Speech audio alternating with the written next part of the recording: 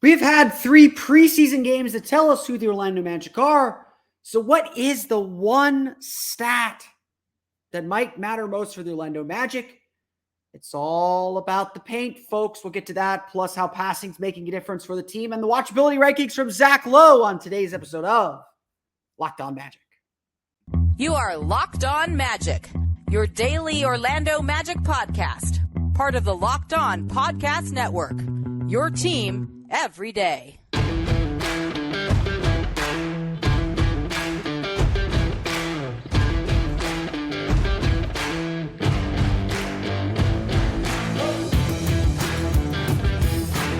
And you are indeed Locked On Magic. Today is October 19th, 2023. My name is Philip Rossman-Reich. I'm the expert and site editor over at OrlandoMagicDaily.com. Of course, follow me on Twitter at PhilipRR_OMD.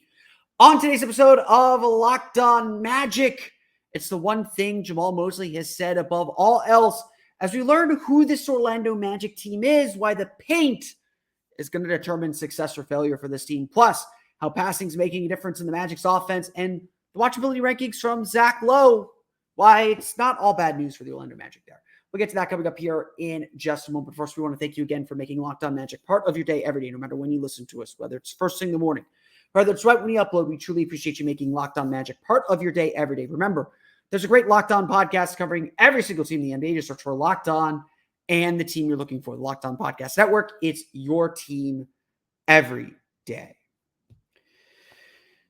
I have played clips of Jamahl Mosley here on the show, but if you've been on OrlandoMagic.com watching his post-game availabilities, his post-practice availabilities, if you've talked to him at all, some consistent themes keep coming up. Yes, a lot of this Magic roster is the same. Yes, there is going to be a lot that feels very familiar about this group and about the way that they're playing. But let's not pretend, though, that things aren't different. The Magic's guiding philosophy is still kind of the same, but there are a lot of differences in what the Magic are trying to do and who the Magic are trying to be. But it all just goes back to a very simple concept. This is a young team, still trying to make their way in the world, still trying to make their way in the league, and a team that needs something simple to latch on to. We're seeking what this team's identity is. Like that is a big thing that we're thinking about, that we're trying to discover, that we're trying to find out about this team. They're still seeking their identity. But they have seemingly centered their identity, though, on one thing. And if we're going to look at success for the Orlando Magic and a stat that may point towards success for this team, we're going to look all the way down at the bottom of the box score. We're going to look all the way down at the bottom at points in the paint. Jamahl Mosley has said this repeatedly. The goal for this team is to attack the rim, put pressure on the rim. And then conversely, to prevent shots at the rim, prevent shots in the paint. It was one of the biggest strengths for the Orlando Magic last year, in fact. The biggest strength for the Orlando Magic last year was their defense in the paint. Well, yes, teams did shoot a decent percentage against them in the paint. Teams did not score much in the paint. If you're looking for a reason why the Orlando Magic had the 7th best defense after December 7th, which of course is when the season began, it's because Orlando was 6th in the league, giving up 47.6 points in the paint per game. In fact, among the top 10 teams in the league and points allowed in the paint per game, only 2 did not make the playoffs. That'd be the Orlando Magic at number 6 and the Houston Rockets at number 10. Perhaps an interesting little tidbit there. Now, there's a trade-off here. If you're really focused on protecting the paint, maybe you're giving up too many threes, all that stuff. But let's just focus in here. The Magic's guiding philosophy, let's just simplify what we've seen in the preseason so far and simplify what the Magic are trying to do. They are trying to win the paint. They're trying to be a team that scores a lot of points in the paint, that gets a lot of paint touches, that lives in the paint to collapse the defense to kick out, or lives in the paint to create fouls, lives in the paint to score easy baskets. And then they live defensively by preventing those same shots. Again, Orlando, if I'm not mistaken, we're top 5 in the league in field goal attempts in the paint in the league. Teams did not get very many shots in the paint against them. Now, again, gave up a lot of three-pointers. So there is a susceptibility to that the Magic are going to have to figure out and have to work around. But this is a core of who they are. And so how are they doing in the preseason? Let's just take it out there. Well, the Magic are not scoring a lot of points in the paint, 43.3 points in the paint, which is 23rd among all the teams that are playing in summer league. So that includes Real Madrid, that includes Maccabi Ra'anana, and the New Zealand Breakers. They're giving up, though, just 44.7 points in the paint per game. Now, that also does not rank particularly well in the preseason. That's 14th in the league, but that's a pretty good number. In fact, in the game on Tuesday, points in the paint were a big reason why the Magic lost against New Orleans Pelicans. I think I said that on yesterday's show. They gave up 50 points in the paint. That's not going to cut it for the Orlando Magic. Now, as we like to do, we're going to just cut out the fat here. In the first half of preseason games, so we're having fun with preseason stats. Take it with every grain of salt that you can. In the first half of preseason games, the Magic are 5th in the league in points in the paint. 26.7 points in the paint in the first half of their 3 preseason games. They're giving up 23.3 points in the paint per game, which puts them 18th. So what does this tell us? What does this tell us about who the Magic are trying to be? Well, I know I've talked a lot about the Magic's ability to pass the ball and move the ball. I know I have talked a lot about the Magic being a team that's very good at, that's been very good at moving the ball and has used their space really, really well. And clearly the offense is really working.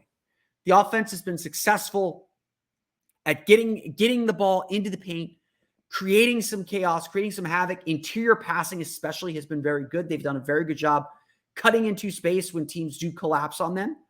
So it's not just kicking out for threes, it's cutting into the space left vacant by a trap or by a help rotation coming. So the Magic, again, we're going to talk about passing here in a minute because that's a big, big part of this. The Magic are scoring plenty in the paint. What we have not yet seen is the Magic defend at the level in the paint that we expect them to. And I think that is one of the reasons why, while the defensive numbers for the Magic have been pretty good, that there should be a little bit of concern. And I think we'll do an episode, probably, it might be Monday's episode. I haven't decided yet.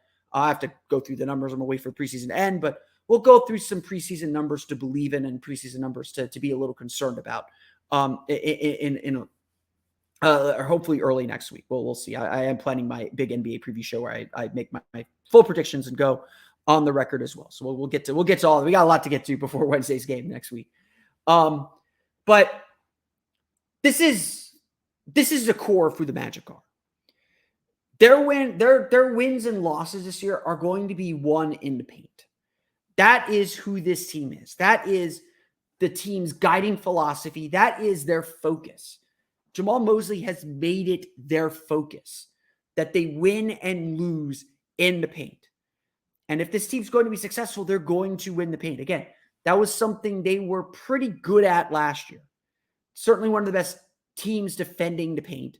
Again, fouls aren't including in points in the paint, so there's a little bit there. There's plenty of other things that come out of it if you're, that come out of it. So this number can't be viewed as completely correlative of a good defense. There are a lot of other factors involved, but this is going to be a big thing for the Magic. They've made it a big thing. They've told us it's a big thing, and we'll see if the Magic can make this big thing their big thing throughout the season and see how much it relates to wins and losses as we go on.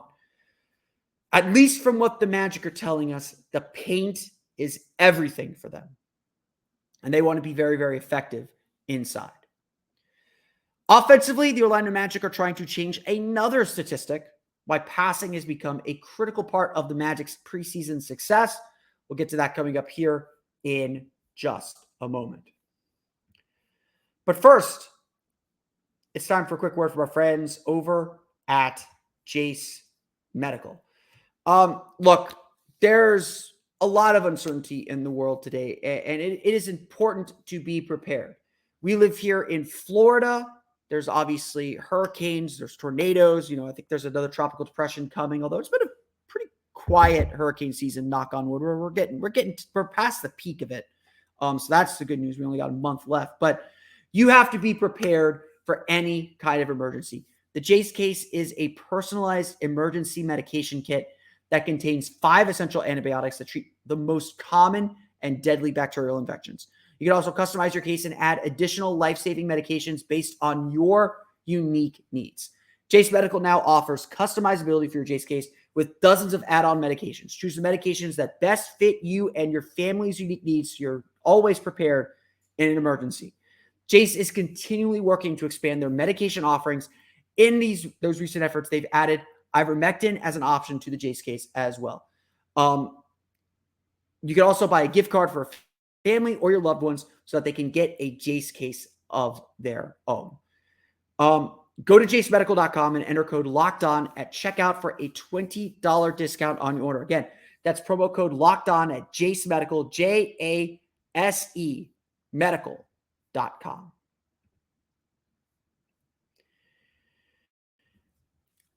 I am personally and we're going to talk a little bit about this in the watchability rankings.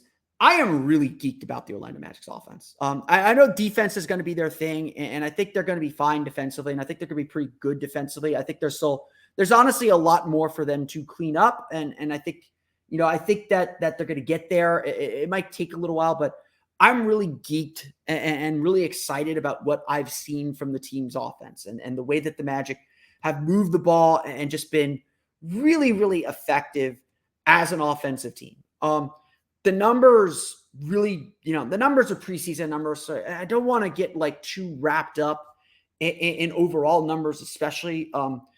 But it looks good. I mean, there are signs and there are things that the Magic are doing this year that they were not doing last year. The team is averaging 18 3-point attempts per game in the first half of their preseason games. And they're shooting 40.7% on those threes. Is that going to last? I don't know. But the Magic are getting high-quality three-pointers, and they're doing it with great ball movement. At the core of every good offense, and there are some brilliant individual isolation players, but at the core of every good offense is ball movement, is being able to suck the defense in and kick it out to an open shooter or move the ball to get an open shot. There's nothing better than an in-rhythm three off a catch and shoot. Those are a high percentage shots. And you hear Jamahl Mosley talk about, especially with three-pointers, we want stand-still, feet-set three-pointers. That's what they're looking for. I know I have been obsessed with the corner three-point thing. That has been a big thing that I have been like, oh, whoa, that's new, because the Magic only had 6 corner threes per game. And I picked up almost immediately how much the Magic were getting corner threes. They had 9 attempts each in the New Orleans and Cleveland game. And then on Tuesday, at least by the count that I had, which may not be completely accurate, but if I can count correctly, they were up at 22. Again, I didn't think the Magic necessarily played poorly in the game against New Orleans. And I don't have a first half, second half split, which would obviously be more helpful. But here's what we do know. Orlando has had at least 27 assists in all 3 of their preseason games. As I mentioned before, that is something they only did 16 times all of last season, 16 times in 82 games. They've done it all 3 times. Now, I think I would expect that assist number to come back down a little bit, especially as defenses start to hone in on what the Magic are trying to do. The Magic maybe implement some more ISO sets to get Paolo more involved, all that stuff. But regardless of anything else, the Magic last year were a terrible offense, and passing is a big reason why. 26th in the league in offensive rating at 111.3 points per 100 possessions. Averaged only 23.2 assists per game.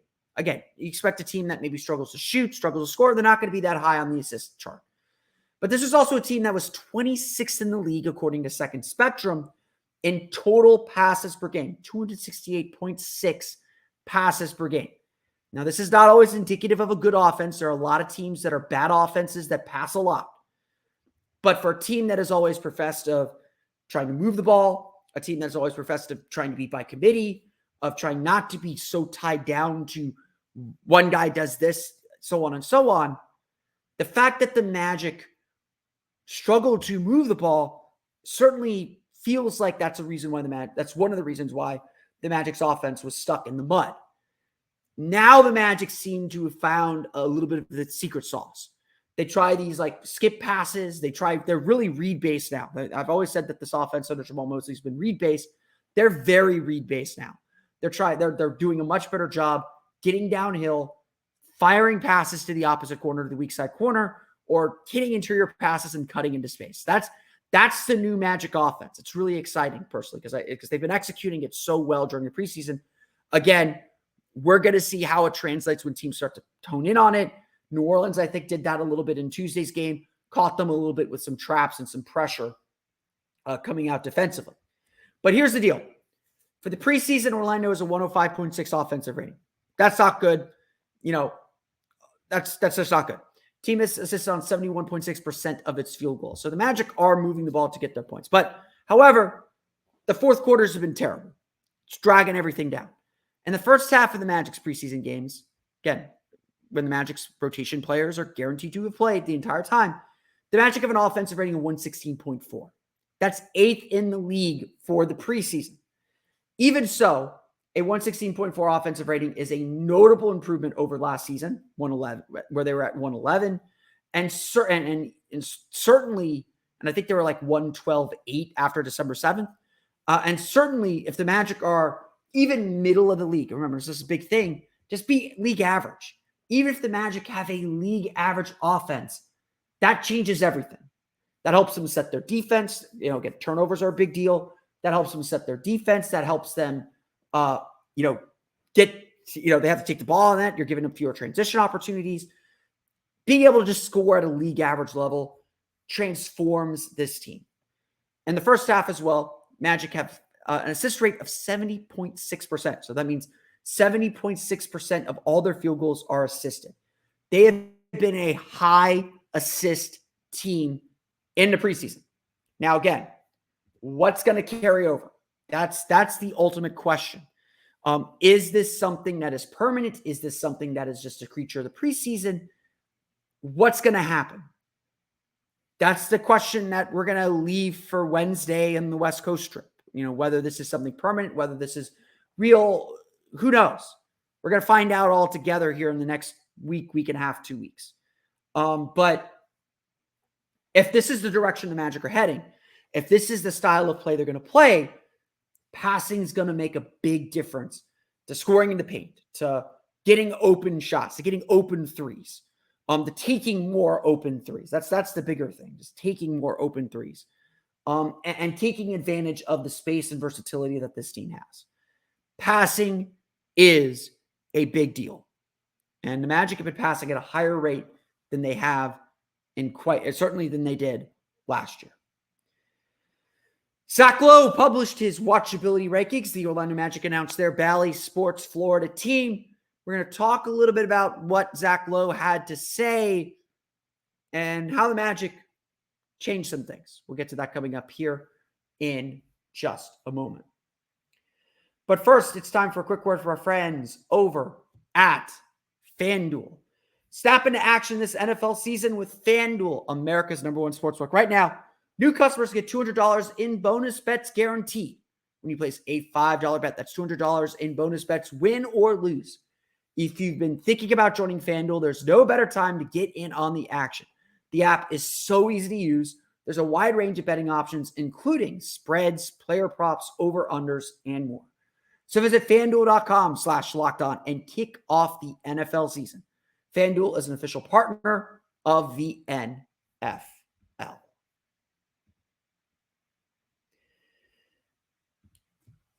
Before we dive into this watchability rankings thing, Zach Lowe is a closet Magic fan. Don't let him tell you otherwise. We love you, Zach. Zach Lowe likes the Magic a lot. He likes the aesthetic. He loves the broadcast. Magic have one of the best broadcasts in the league. Shout out to David Steele, Jeff Turner, Dante Marcatelli. Kendra Douglas is joining the team. She's been awesome to hang out with at practices. We have a great broadcast crew, and we've always had a great broadcast crew even going back to Chip Carey and Goose Givens, and absolutely our old radio crew, the radio crew now with Jake Chapman is fantastic, as was the old radio crew with Dennis Newman, Richie Adubato, and plenty others. The Magic are a great watch. Like just beyond, before we even get to basketball, the Magic just do a lot of things that work. Zach Lowe loves our throwback jerseys. We all love our throwback jerseys. I'm so happy the Magic did the Stars jerseys this year. As much as we love the original pinstripes, those T-Mac era Stars jerseys were freaking awesome. I'm so excited to see them on the floor Wednesday. Going to be a lot of fun. It's good times. A Magic broadcast is a good hang, win or lose, and they deserve that recognition. So how do the Magic, with all of that going on, end up number 23?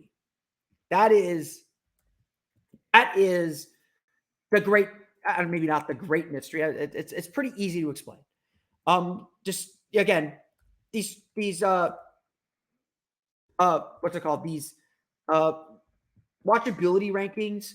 Again, Magic are up 4 spots. They were 27th last year. So these watchability rankings are really Zach's opinion. And it honestly just comes down to one thing. The Magic aren't relevant in the national story yet. Like that's the whole thing.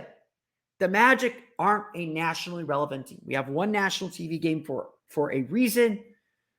We're not a team people talk about. We're not a team that has proven itself on the floor to be an entertaining watch. Paolo Banchero is not a player who could go off for 50 on any night. He could be. We'll see if that's going to be the case. I'd love to see Paolo get his first 50-point game and give the Magic their first 50-point game since what? T-Mac? Maybe to Dwight. I don't think Dwight had a 50-point game. It's been a while. So they had a couple 40-point games with Aaron Gordon and Victor Oladipo.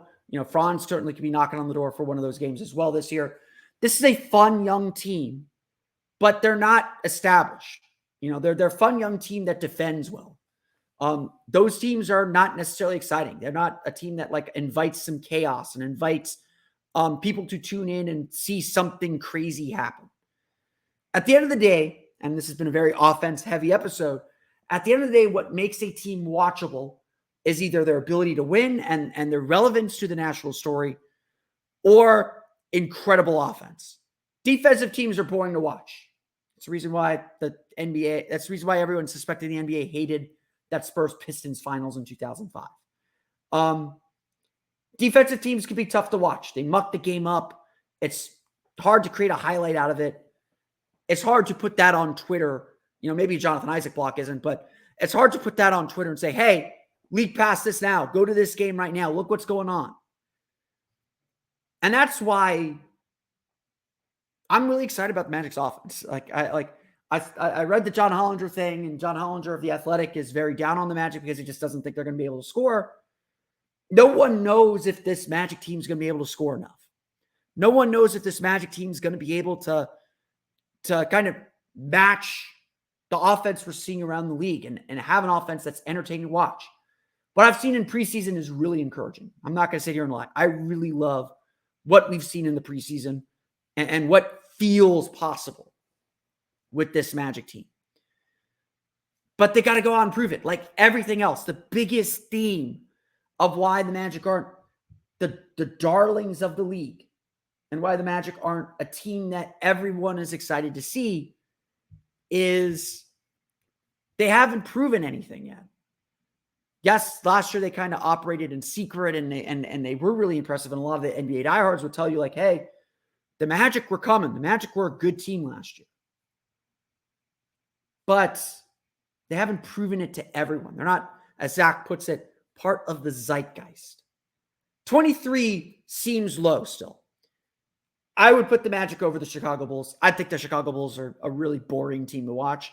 No offense to Chicago. Got some talent. They're in the play-in race. I'm not here to dispute that. I find Chicago to be a boring watch. They're all defense, no offense, despite their offensive potential. The Magic, though, we don't know what they are. And that's why they're kind of where they are in the national conversation. Once they prove themselves, once they climb the standings and everyone has to say like, oh, the Magic are here, the Magic are doing this, the Magic are doing that. When they go to a playoff series and have that showcase and that spotlight, that's when everyone's going to start buying in and start believing and start watching on a national scale. For now, they're a local secret. They're an NBA secret. We're going to enjoy our Bally Sports Florida crew, and we're going to have a really fun season and really good season that we're going to enjoy watching, and hopefully the rest of the world will come along and watch too. I want to thank you all again for listening to today's episode of Locked On Magic. You can, of course, find me on Twitter at @PhilipRR_OMD. Subscribe to the podcast on Apple Podcasts, Stitcher, TuneIn, Himalaya, Google Play, Spotify, Odyssey, and all of them. We sell podcasts to your podcast-enabled listening device. For latest on the Orlando Magic, be sure to check out OrlandoMagicDaily.com. You can, of course, follow us there on Twitter at @OMagicDaily. Don't forget to check out my Patreon page, the Orlando Magic Hub. Go to patreon.com/Orlando Magic Hub or check out my Twitter account to learn more as well. Again, that's Philip at @PhilipRR_OMD. That's going to do it for me today, though. We'll have a practice report on tomorrow's episode of Locked On Magic, hear from the team before their final preseason game. So until then, for Orlando Magic Daily and Locked On Magic, this has been Philip Rossman-Reich. We'll see you all again next time for another episode of Locked On Magic.